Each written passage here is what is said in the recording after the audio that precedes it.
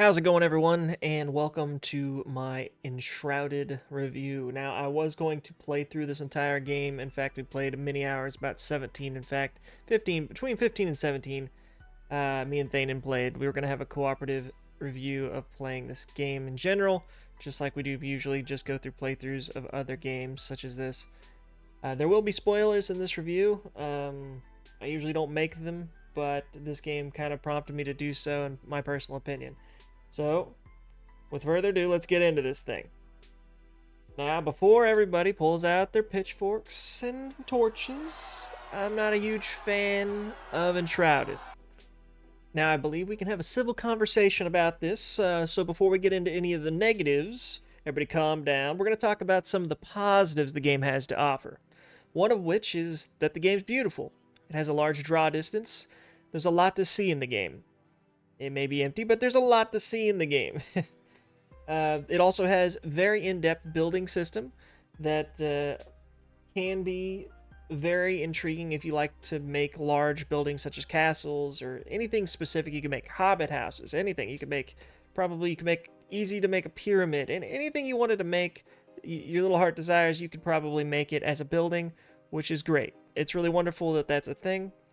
Now, the game presents itself as kind of an open-world RPG along with the survival crafting game, so you've got many options, and having options in a game such as this, combat-wise or, quest-wise, whatever you want to tackle, more options is always a better thing, especially for replayability or playing with multiple friends, which this game is clearly dictated towards playing with up to 6 friends in your server, and it would be definitely a better playthrough the more friends you have to play. I only played through with 2 of us, but with the 2 of us, we'll go over what the limiting factors and what I didn't like were, of course. Now, while we're talking about the positives, you can't talk about the positives without also talking about the mining. Being able to mine through the earth like you're playing Minecraft in a game that looks as good as this is actually phenomenal, in my opinion. You can make basements or caves, you can dig out walls, you can get around obstacles, climb mountains with pickaxes. I think that's a really great feature. I think other games should take advantage of that. In fact, it's one of my favorite features of the game, even though stamina does limit it a little bit, which makes sense in some degree. Now, on a side note, it's positive or negative, depends personally to yourself, but anything you've terraformed or destroyed or anything that's changed in the map that is not in your base location that you've created will be reset as soon as your server resets, which is an odd decision, but also kind of understandable considering you can't have anybody grief your world and completely destroy it. But it's it could be a negative or positive depending on how you look at it. The very beginning of the game is very strong, in fact. When you start, you're actually intrigued. You want to see what the next level will bring you. You notice you have a skill tree, so you're excited to kind of level it up and branch it out. And you're also excited to make your new base. You notice you have to go save these NPCs to actually increase what you can do at the base. And there's just a lot you see while you're looking out in the open world, and when you look at the map looks very large. And it makes you excited to start playing, which is a good thing at the beginning of the game. Unfortunately, that starts to devolve, but at the very beginning of the game, it's a very good thing to give your players a sense of excitement, a sense of adventure, which this game does very well right at the start. Now let's get past the honeymoon phase. Let's get past the rainbows and butterflies of starting the game, building your new unique base, looking for your first craftsperson, and really getting the excitement out there where you're looking for new weapons and all that right at the beginning. And I say right at the beginning as in like a few hours in. I would say past a few hours you start to see the bits and flaws if you're really playing the game. Now, a lot of people enjoy this game. I understand there's a lot of people that have bought this game and has very positive reviews. I'm not saying this game is horrid, but I am saying this game has a lot of flaws, and I can't believe there's not more people talking about it. First, let's go over something very simple. Now, earlier I said a positive of the game is the building, and that is correct. There is phenomenal building potential in this game. You can make very in-depth buildings. There's a lot of different pieces you can use. You can manually take chunks out of buildings you've already made that are pre-made. It's very nice.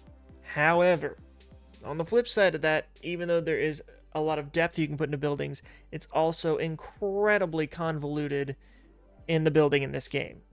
Building the house itself, that's fine, but you have to go in and take materials to build bricks that you have to put in your inventory to use as the material to build the walls or the floors or the ceilings or anything like that, which would be okay or fine and dandy if they would just have their own spot in your inventory. I don't think you should have to put them away in a box, really. You could, if you wanted to, go ahead and give the option, but I think they should go into their own separate inventory, not take up space in your own inventory.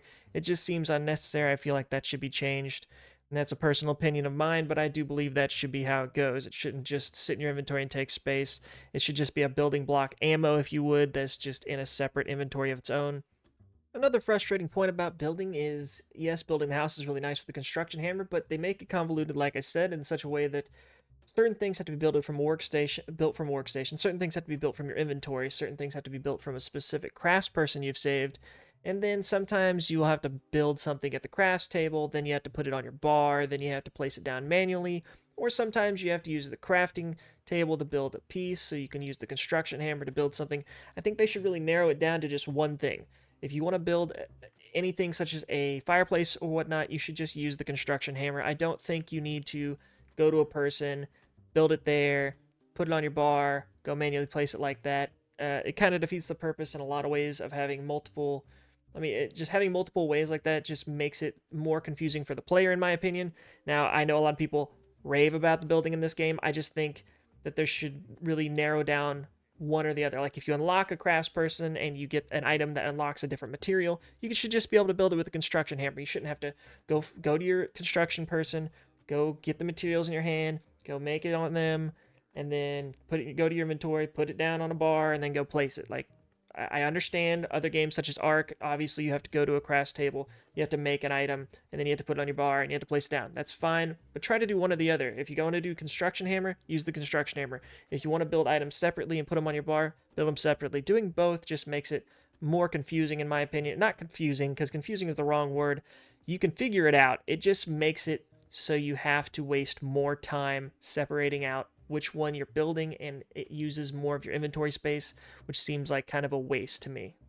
Now, something I don't enjoy when most games do on purpose is wasting the player's time. In fact, it's probably my least favorite thing in any video game ever. It doesn't matter what genre it is. And I'm not saying that you can't do something that takes time in games, because especially in the survival genre, there are a lot of things that do take time, whether it be crafting or just obviously exploring, things like that, getting to a point where you're strong enough to compete, or anything like that in any kind of game, let alone a survival game. I expect it to take some time. However, there are many things in this game that seem to purposely waste your time. Whether the developers meant to do that or not, I'm not too sure. I'm sure they didn't mean to make their game worse. Don't get me wrong, they do not mean to make the player experience worse, I would hope. But there are several things, such as cooking your food early on in the game, to crafting in a kiln, or anything like that. You have one recipe at the very beginning. It doesn't really matter about the recipes. Later on it does, because you have 3 or 4 recipes in all of your kilns or forges or whatever, and you can only do one at a time per of them. Or making seeds. All of those take large amounts of time alone, let alone doing multiple. So you have to make multiple of these, the kilns or forges or seedlings. And cooking your food is a whole other debacle at the beginning of the game, because it's kind of like playing the mini game of Monster Hunter of cooking your food on a hunt, and it's just kind of annoying, considering you need food essentially to keep your buffs up in this game, similar to Valheim. So those simple things right at the beginning of the game, during what would be considered in the building area of the game, are pretty frustrating overall once you've played several hours, because it starts to just kind of stack up on time and time and time. It gets kind of wasted as you're playing the game. There are small things that it doesn't bug me too much, like I said at the beginning, with kilns and whatnot. But certain things are a little more egregious, such as when you get to a part of gardening or seedlings, you will actually have to build the potted plant. You'll have to put the several items that are needed in there multiple times, and then it'll take 5 to 10 minutes to make you seeds. You'll have to then make the seeds, put them on your bar, and then plant the seeds, and then have to wait for them to grow, only for you to have to start the process all over again. Why you made potter a potter that couldn't just grow the plant immediately and have the time to just do it once. I don't know why, but it just wastes your time to do it twice, basically, and then have to start over again so you can make your food, which, before you get a later cooking pot, you have to do one at a time, which is also incredibly wasteful for your time. Also, there are several things at the beginning of the game that are just strange upgrades that you get along the way, such as sharing inventory boxes in your base to build from. What I mean by that is your box will pull to any of the crafts people or crafts benches you have in your base to make an item. At the beginning of the game, you think that's just not a feature, and it's really annoying because a lot of really good survival games or mods for survival games make that happen. Makes the game way more accessible, makes it waste a lot less time for you. And right at the beginning of this game, you feel like that doesn't have that at all, but in turn it does have that. You just have to get a little further in the game, and then it changes your already small chests into an upgraded version of the same small chest. It just now pulls to your entire base. I don't understand why they decided to make that a thing. It just changes your regular chest into a blue chest that now shares to your base, and then when the chest size upgrades, it's a regular chest, and then you have to upgrade that little regular chest into another share chest. Just make all the chests share to your base. That seems like a very odd upgrade to kind of block off your player base to make things more inconvenient for them. Something people don't like to do, just in case you didn't know, usually for most people, is put all their stuff in a chest and then have to reorganize it by putting it into a different chest. And you're purposefully making that happen when you make the chests change in such a way. And it's not just the chests that a weird upgrade like that happens in, it's the same with the fireplaces, as I was saying with cooking.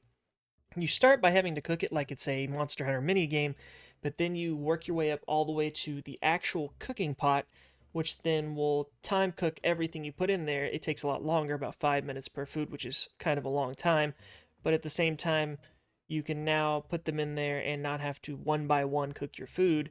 And why they make it take so long to unlock this feature is beyond me, because it just wastes a large portion of their player base's time.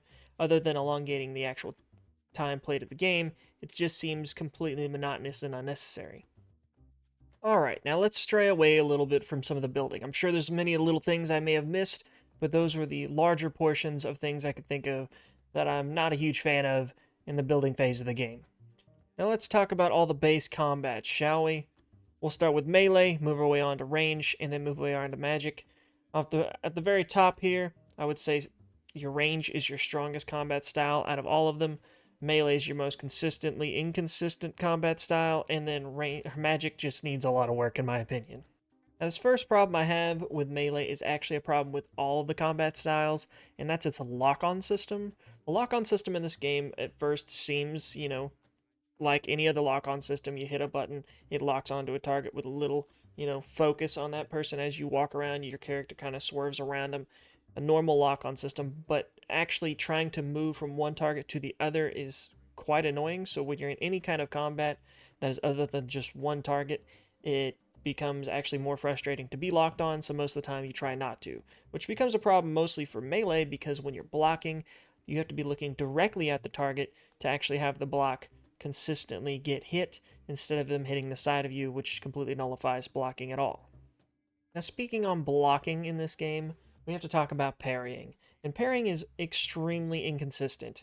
Every animation of every different enemy has a different parry window, and you just kind of have to learn it. And even when you think you know the parry windows aren't exactly the same on every enemy, which is, even if it's the same type of enemy, it's just very strange.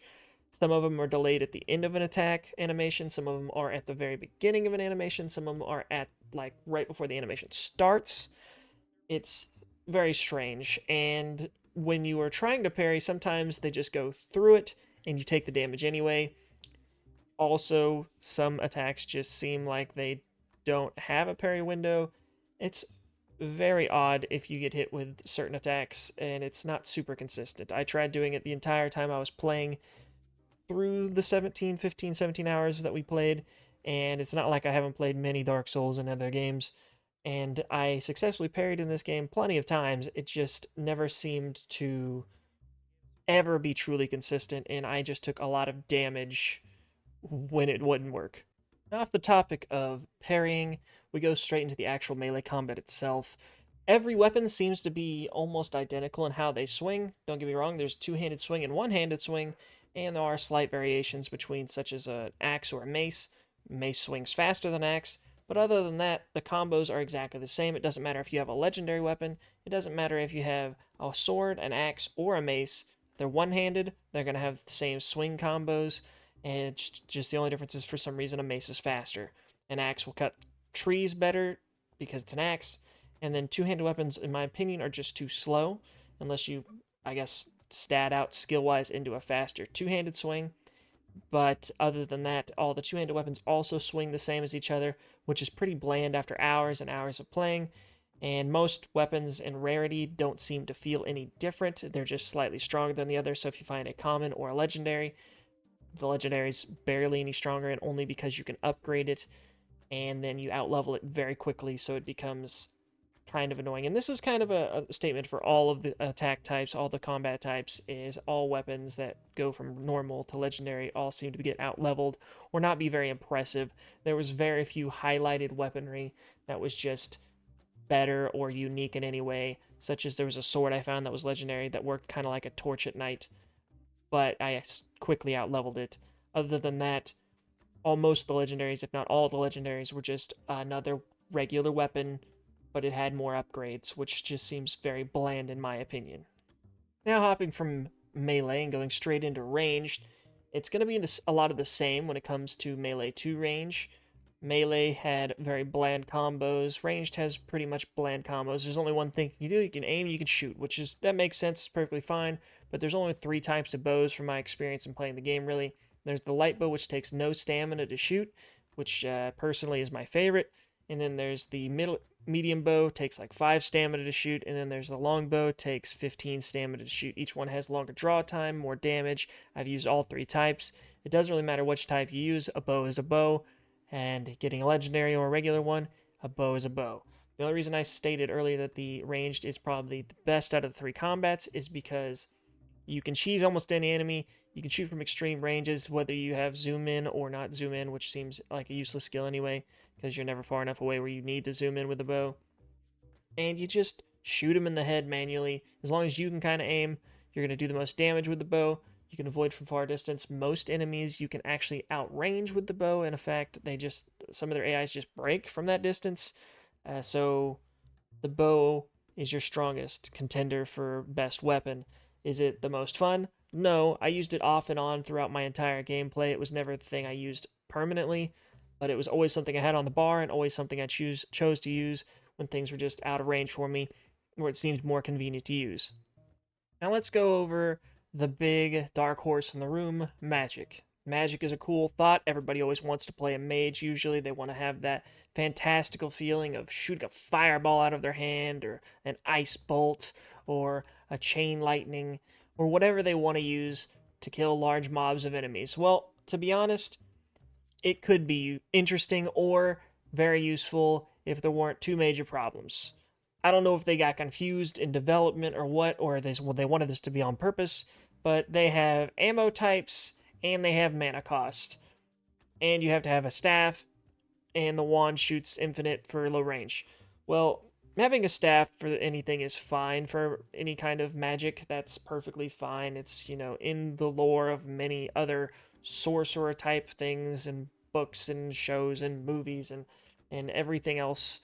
But why have ammo and mana cost? It just seems absolutely absurd. And I understand there is an infinite spell you can get, if not multiple. I'm sure we only found one in the whole time we played because we really didn't look incredibly hard. So I'm sure you could get one for maybe even all of them. But the point is, why even make the beginning of the game if people want to have a fantastical journey, have ammo for their magic and mana cost? Okay, you can have one or the other. If you want ammo, don't have mana cost. If you want, mana cost, don't have ammo. It just doesn't, it's mind-boggling to me they would do that on purpose. It feels like it really just limits a whole part of their entire skill tree. A whole chunk, a whole third of their skills are all magic based, and they just kind of limit that by making it so you're limited at the beginning. You just have to basically use your wand powers, which are basically the dullest ability in the game. They're the slowest, they go the least amount of distance, and without skills put into them, they really don't do a ton of damage. Another huge problem with magic is just the simple fact when you do use mana, let's say I'm chasing this goat, I have to aim at it, charge it, shoot it, it hits it. Look how much mana at the top it took. That was for 1 ice bolt. So I can shoot 4 ice bolts before I run out. And goats are sitting still, not really attacking back, but when you're fighting something stronger, or that moves at all in any kind of speed, the amount of times you're going to miss with something like an ice bolt is just absurd, considering you can only shoot it 4 times before you have to, all right, well, let me switch over to my wand, because my wand gives me mana, or it gives me a mana regeneration 2 a second or something like that. So let me use this for a little bit, and then I'll switch back to get one spell off with this. Oh, I also use the ammo of the ice bolt.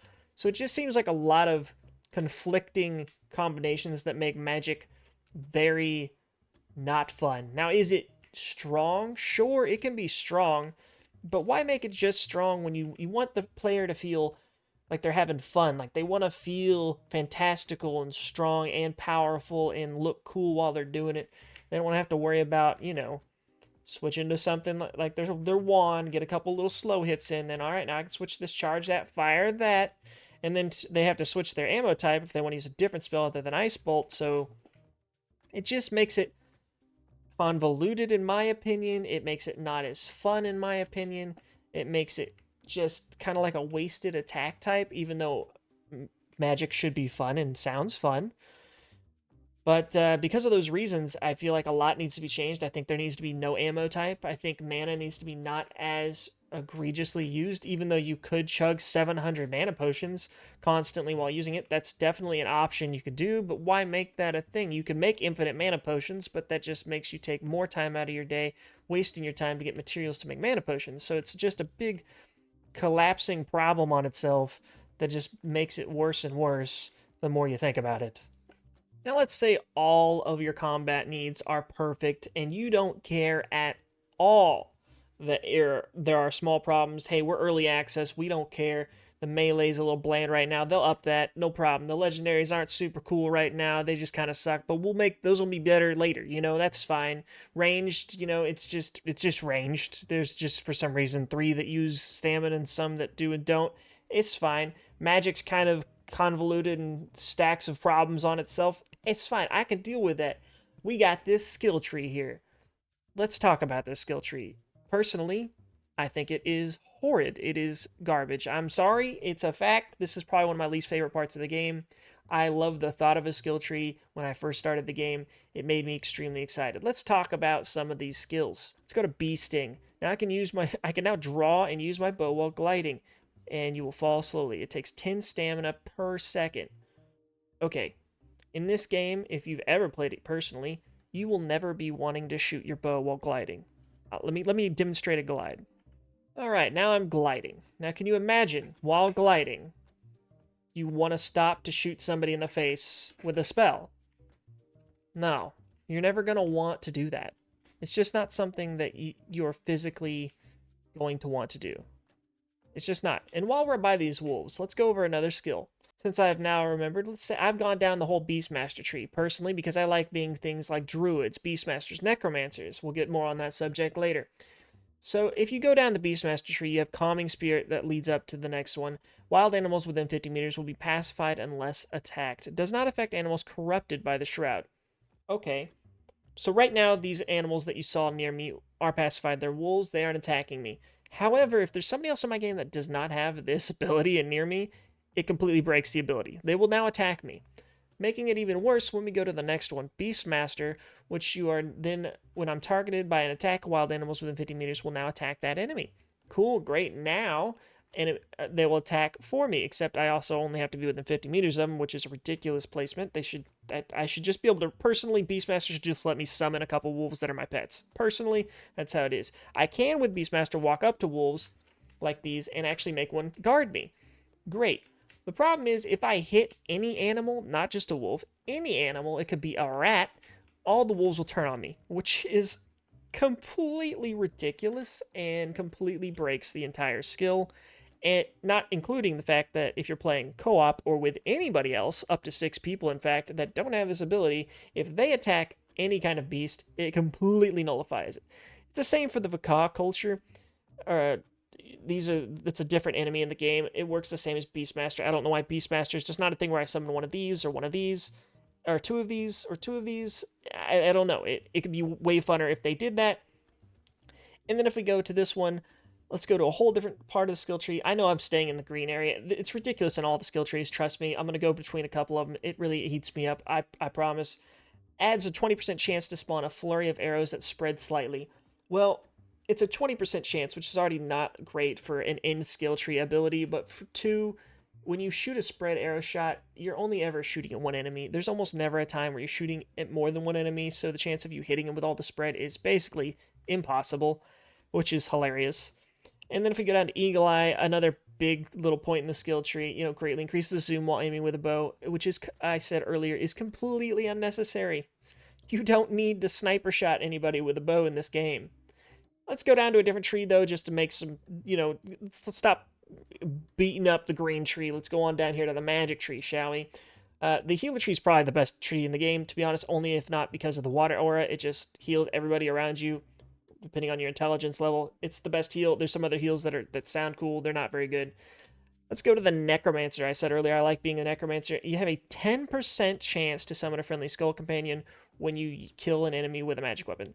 I don't know if this is bugged or not, but me and my friend Thanen tried to kill so many things with magic. I don't know if we are incredibly unlucky, but we never even could get this to procced, let alone figure out if the Skull Companion is permanent or goes away over time.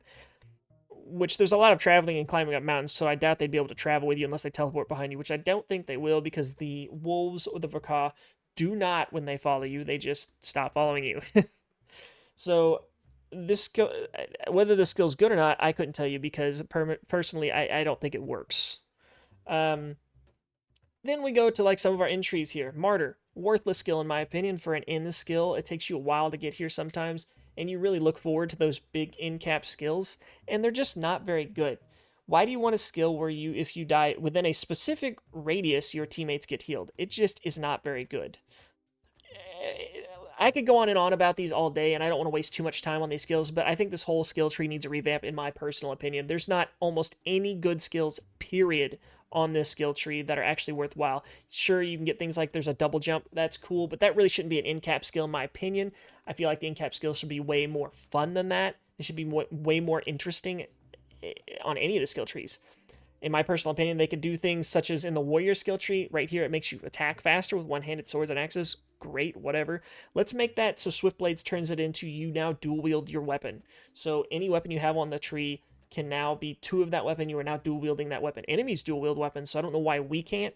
I feel like that'd be way cooler that way. I feel like the barbarian tree should have a leap, like most barbarians at a lot of ARPGs. I mean, if you're going to go an RPG method with a skill tree such as this, you should really branch out into a more fantastical approach, in my opinion, to make the players feel like they're having more fun or feeling they're living their, fantasy dream of that character to have a more engaging playthrough. Most of these don't help your playthrough at all, such as Blink. You know what Blink is from most other RPGs or MMOs. Your roll now will turn into a blink. You can blink through walls. You can blink through things. That's not how blink works in this. It's like a tiny little blink, and you have no iframes with it. You take hits all over the place. There's one here that does damage per intelligence. It does pathetic damage when you blink damage people. So it's just not worth it. I mean, this one makes you do 1 damage per intelligence within 10 meters of enemies that are fell enemies, so they're in the shroud. That's basically worthless. I mean, that's no damage at all. So I'm just saying the skill tree is probably one of the most overlooked and undermined things in this game. I mean, people say the game's amazing, and this skill tree I feel like is just not good. I feel like it aesthetically is pleasing and makes you excited at the very beginning of the game. But past that, I think the skill tree is actually really bad, and it needs to be heavily reworked. And let me know down in the comments what you guys think. Maybe I am just out of my gourd, but I feel like the skill tree is extremely lackluster and needs so much work. Now, wrapping things up here, I know I've said a lot of negative things. Like I said, the game is not horrible. A lot of these things can be fixed over time. There are a few other things I'd like to tell you real quick before we get out of here. For one, the map is pretty empty. It's just facts. It's a very empty map. There's a lot of area to traverse, but not a lot of things to really find that are interesting. Every town or little village you find is generally the same building or 3 buildings all mashed together in like some triangular pattern. that all, like, there's like a half-built building with a basement and some rats in it. There's a two-story building with a basement and some rats in it, and then there's like a two-story building without a basement with like a hidden door with a chest in it.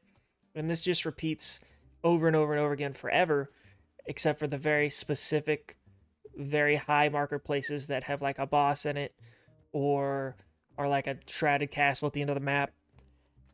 And not let alone the fact that the map itself is like, oh, way smaller. It's like 4 times smaller than it makes it look to be, and that's probably because it's early access, so they're planning on adding more, but they make it look huge when you look at it when you start the game, and then as you progress, you notice there are giant limiters around the map that stop you from progressing, even though there's so much map left to actually explore. So, all in all, the game really is a letdown for me personally. I'm glad that there are people that enjoy it. I'm just highlighting some of the few faults that I have here, and I didn't want this video to go on forever. I'm sure there's plenty of other things I can think of. I didn't have any notes or something written down here that really tells me, all of my thoughts compiled together. This is just kind of what I thought on the fly, and it's been eating at me playing this game. I just couldn't bring myself to make the playthrough of the game because we had to stop it because we were just not enjoying our time. Some of these things I've said are not just my opinion either on bad gameplay design or whether it be on purpose or on accident. The melee combat factually has a lot of issues with it. I think the magic is an opinion on mine, but it still has a lot of issues that could be fixed. I feel like it could be a lot more fun. The skill tree is factually, you can't, there's no way you can convince me in any other way that the skill tree is not factually just not very good for this game. I feel like it could have been done way better by the developers. I'm not sure what's going on about that. Maybe they just did it as a secondary thing and they just haven't gotten deep into that yet since the game's in early access. But there's nothing game breaking that would actually stop me from playing it. I'm not a big fan of the stamina bar in this game, which seems odd. A lot of games have it, but this game doesn't really need a stamina bar, in my opinion, if you really think about it. If you played it, you know there's a lot of things that just don't need the stamina bar. You can mine, it takes stamina, but it doesn't really matter. You cut trees, it takes stamina, but it doesn't really matter. You never run out of stamina while fighting enemies, so the only time you really run out is when you're running from place to place. So overall, stamina seems like an unnecessary thing in this game as well, but that's just definitely an opinion of mine, and you could keep it or leave it. It's fine. It's whatever. It's just the other things I've stated during this entire review of sorts that I never make. I think a lot of it needs to be fixed before the game is actually really good, in my opinion. Maybe I'm being harsh. You guys let me know down in the comments below if you've actually made it this far. I appreciate any of you who've actually made it this far. If you want to argue with me down in the comments, I will not argue, but I will have a civil discussion. And I appreciate it. And if you guys enjoyed it, hit that like button or subscribe button. And I'll see you guys for whatever we do next around here. See you guys later.